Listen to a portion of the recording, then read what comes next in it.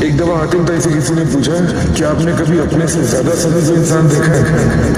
حاتم نے کہا ہاں میں نے ایک لڑکا دیکھا. ایک دفعہ میں رات کو سفر میں تھا تو رات ہوگی تو میں کسی جگہ پہ رک گیا تو اس لڑکی نے اس کے پاس 10 بکریاں تھیں. اگلے دن اس نے میرے لیے ایک بکری ذبح کی اور کھانا لا کر دیا تو میں نے کھایا مجھے بہت اچھا لگا تو اس میں مغز بھی تھا تو میں نے مغز کھایا تو میں نے کہا واہ سبحان اللہ بہت مزے کا ہے.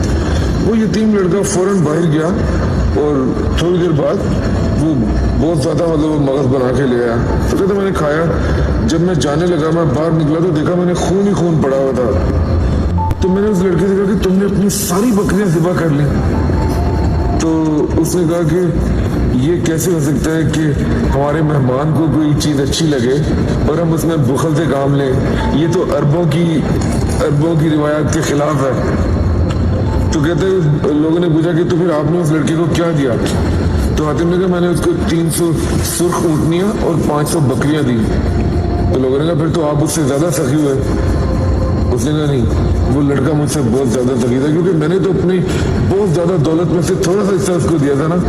اس نے تو اپنا جو کچھ تھا سب کچھ مجھے دے دیا. وہ لڑکا مجھ سے بڑا سخی تھا.